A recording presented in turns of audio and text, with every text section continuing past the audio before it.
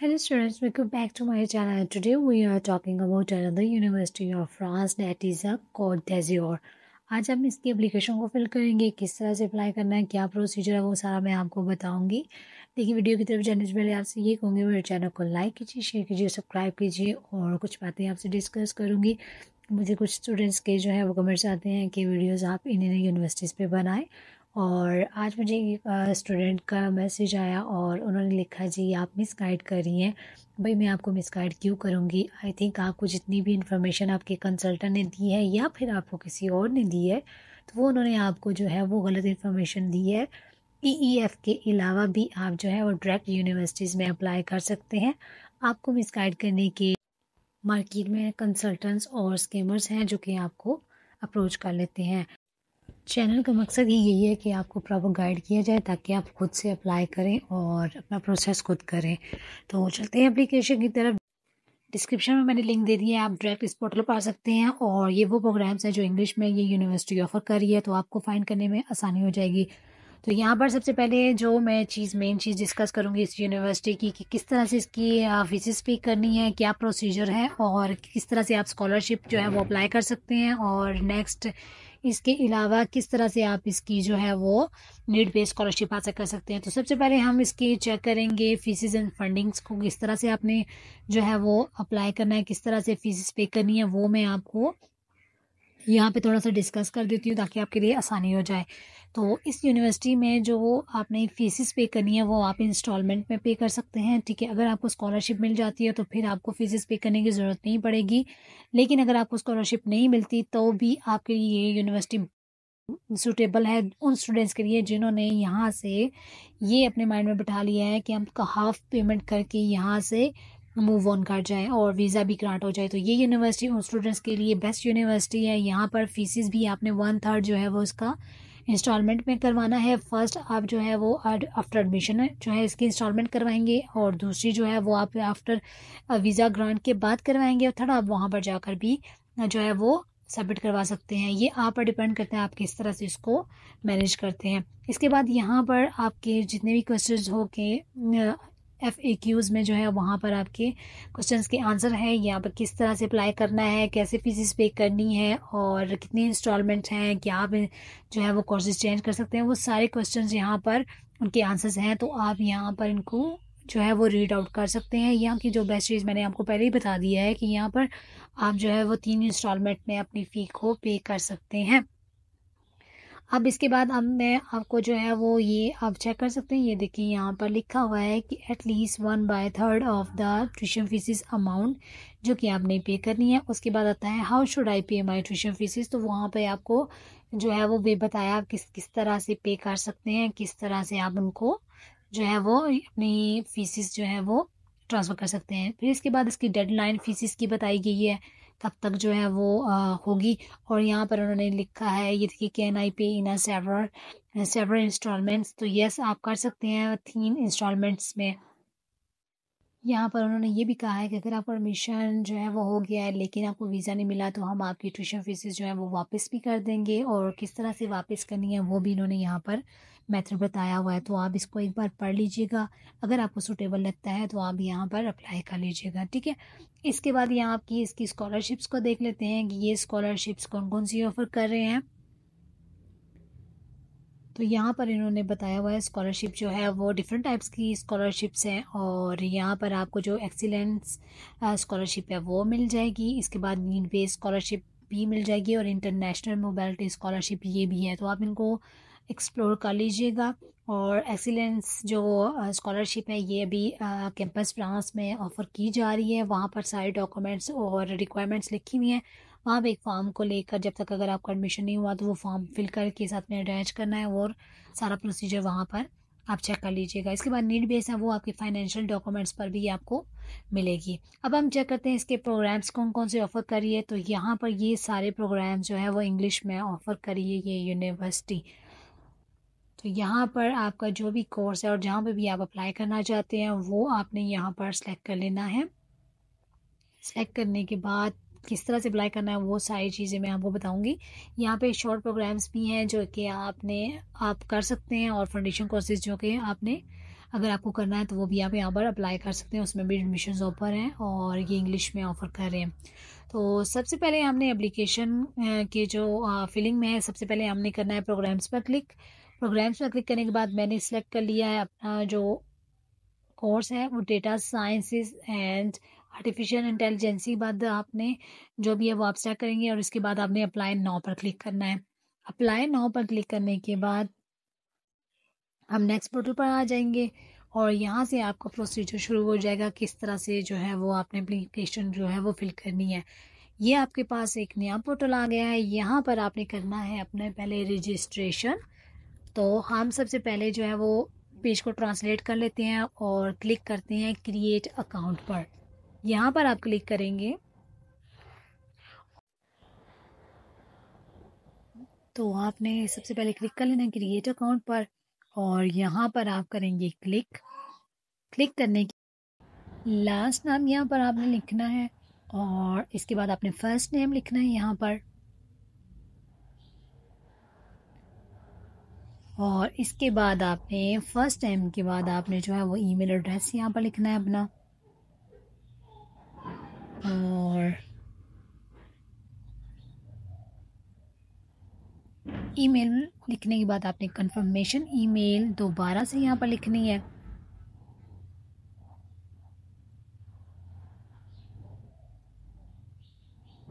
और यहाँ पर कंफर्मेशन पासवर्ड आपने लिखना है। पासवर्ड क्रिएट करेंगे और उसके बाद कंफर्मेशन पासवर्ड लिखेंगे और सेव पर क्लिक कर देंगे। सेव पर क्लिक करने के बाद अब इन लोगों ने आपको जो ईमेल है वो सेंड कर दिया आपके ईमेल बॉक्स में। तो हम अपने ईमेल बॉक्स को चेक कर लेते हैं कि ये ईमेल आई है कि नहीं।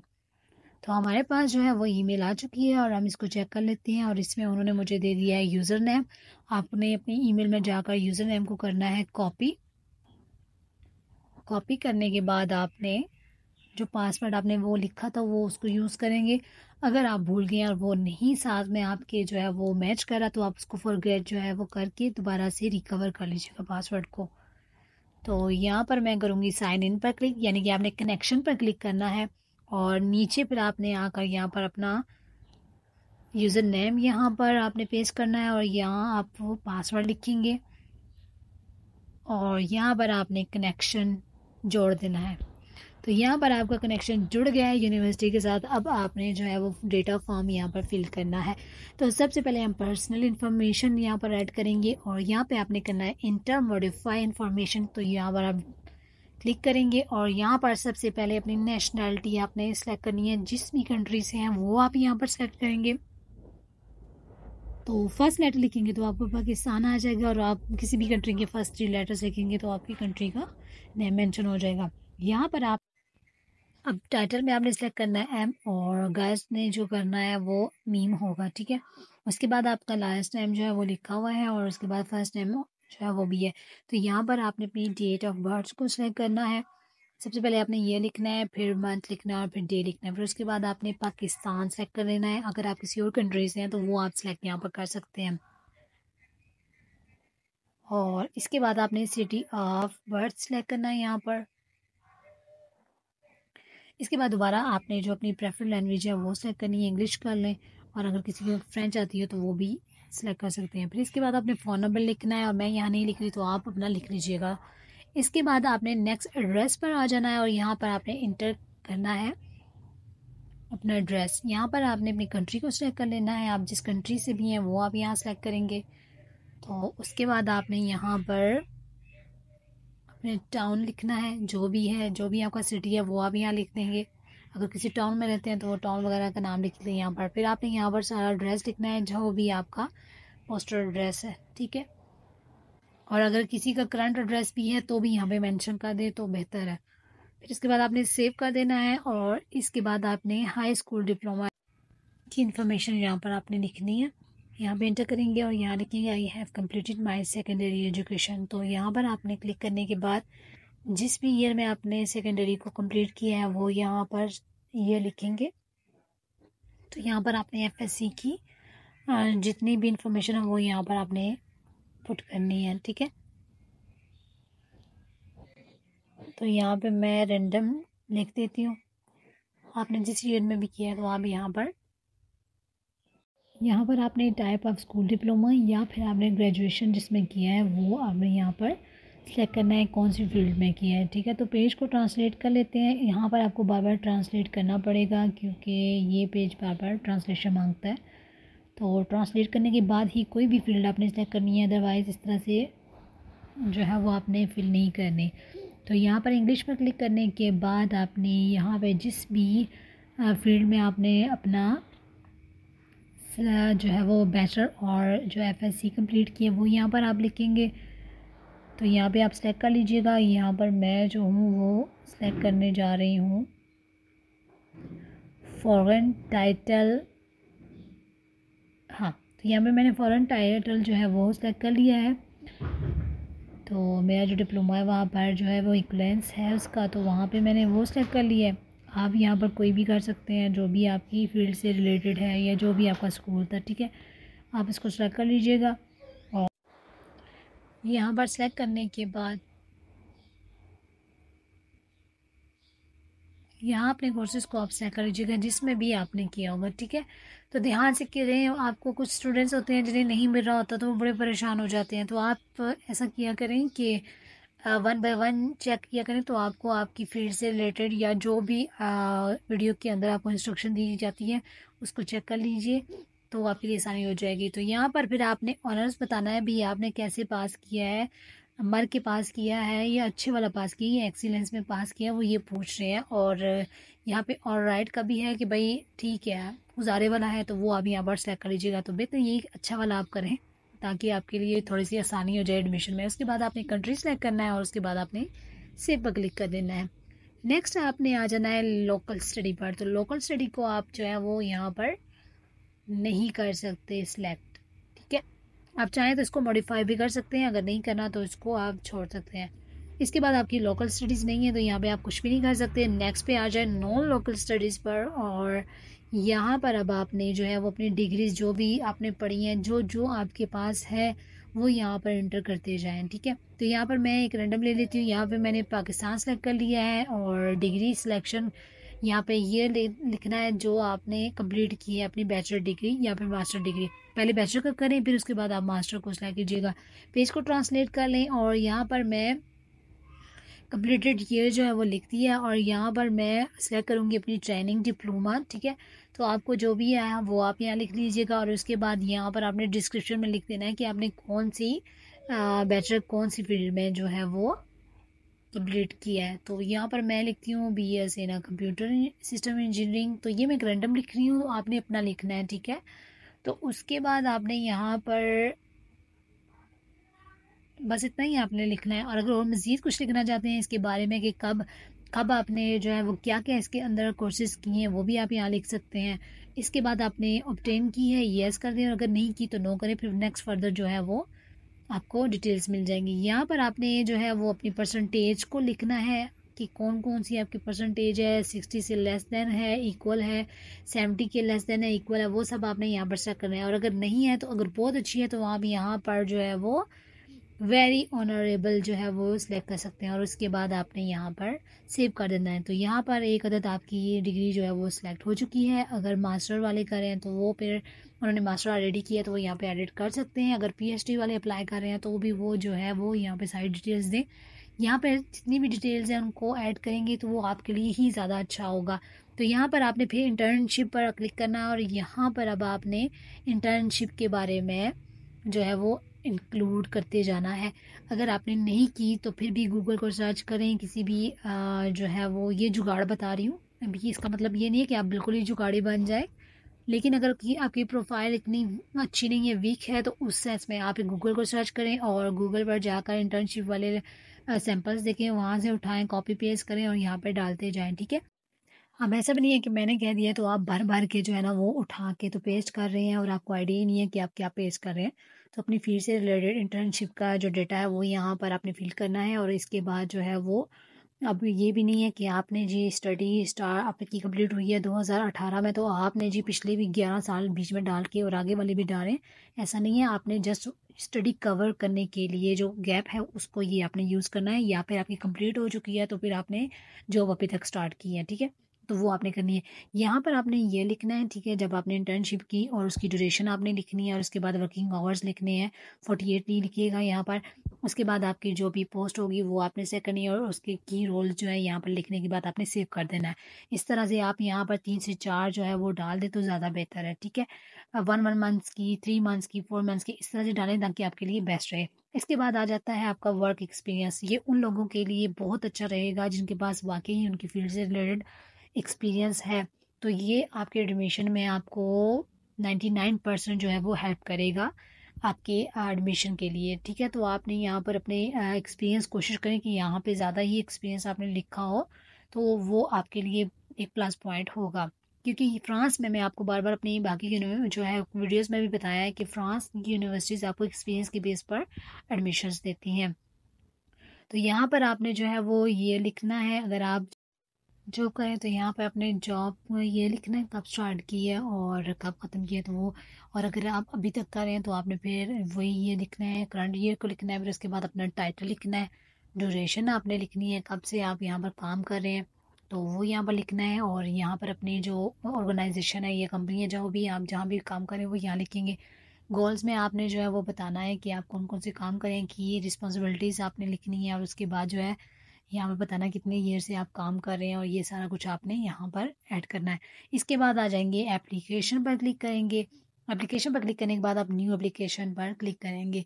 यहाँ पर आपने सबसे पहले पेज को ट्रांसलेट कर लेना है, और यहाँ पर जो भी आपकी फील्ड होगी वो आपने यहाँ पर चेक करनी है। लेकिन यहाँ पर आपने इंग्लिश कोर्सेज को चेक करना है, तो यहाँ पे एमएससी प्रोग्राम्स हम चेक करेंगे। यहाँ पर आपको जो है वो आपकी फील्ड जहाँ पर है तो आप यहाँ अप्लाई कर सकते हैं, अदरवाइज़ वेट करके आप चेक कर सकते हैं कब ये एप्लीकेशन ओपन होगी। तो यहाँ पर मैं, मेरी फील्ड जो है वो है डेटा साइंस की, तो वो मैं यहाँ पर सेलेक्ट कर लेती हूँ। यहाँ पर काफ़ी कोर्सेज जो हैं वो ऑफर किए जा रहे हैं, तो आप चेक कर लीजिएगा आपकी जो भी फील्ड है। तो यहाँ पे डेट्स भी लिखी हैं, कब से कब ओपन हो रही हैं और कब क्लोज हो रही हैं, ये सारी डेट्स जो यहाँ पर मेंशन है, तो यहाँ पर आप इसको एक बार चेक कर लीजिएगा। तो यहाँ पर मैं data sciences and artificial intelligence को क्लिक करती हूँ। क्लिक करने के बाद आप यस करेंगे, जिनकी भी ये फील्ड है तो वो ये यहाँ पे यस करेंगे। आगे मैं आपको बताऊंगी कि यहाँ पर आपने क्या करना है। यहाँ पर आपने जो है वो अपने 1 बाय 1 सारे डॉक्यूमेंट्स अपलोड करने हैं।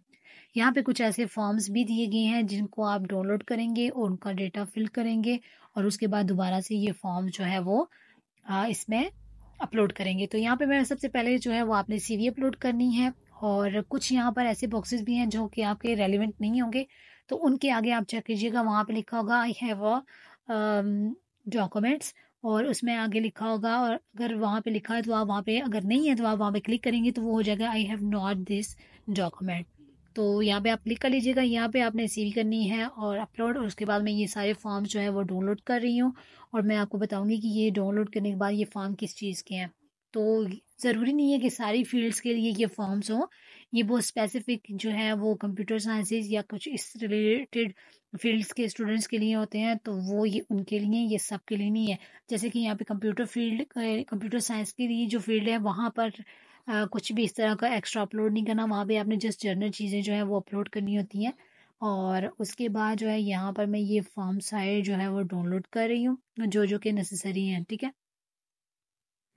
यहाँ पे मैंने इनको जो है वो कर लिया है डाउनलोड। अब मैं इनको आपको चेक करके दिखाऊंगी कि इसके अंदर क्या कह रहे हैं और क्या किस तरह से इनको फिल करना है, वो भी मैं आपको यहाँ पर समझा देती हूँ ताकि आपके लिए आसानी हो जाए। तो ये 3 फॉर्म्स इस फील्ड के लिए हैं, तो ये मैंने अब करना है ओपन, और यहाँ पर मैं आपको बताती हूँ कि यहाँ पर क्या कुछ यहाँ पे आपने करना है। तो ये फॉर्म 1 मैं ओपन कर रही हूँ।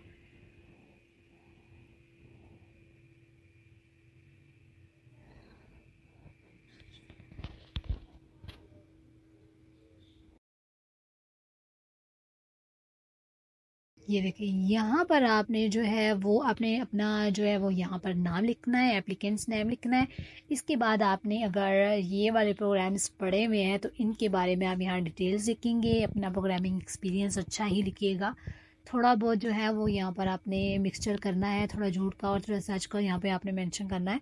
उसके बाद ये फॉर्म हो जाएगा फिल, और इसको आप जो है वो अपलोड कर देंगे। इसी तरह दूसरे फॉर्म को मैं ओपन कर रही हूँ। दूसरे फॉर्म में आपने जस्ट अपने जो है वो इन्फो अपलोड करनी है, कौन कौन से डॉक्यूमेंट्स हैं, डेट ऑफ बर्थ, यहाँ पर कौन सी यूनिवर्सिटी है, ये सब आपने फिल करनी है।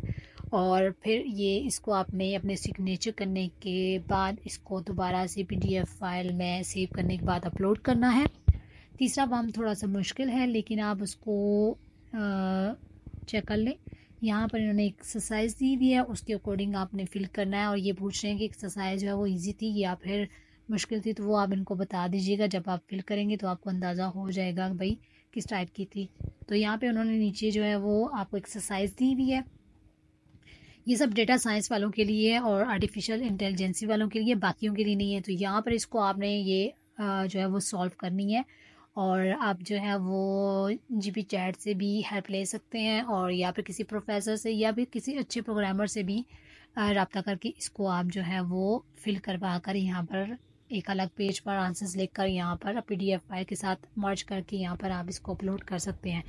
इस तरह से आपने ये सारे डॉक्यूमेंट्स अपलोड करने हैं। और जब आपके सारे डॉक्यूमेंट्स अपलोड हो जाएंगे तो ये ट्रांसमिट माई एप्लीकेशन जो है ये ग्रीन कलर की हो जाएगी, और यहाँ पर आप करेंगे क्लिक।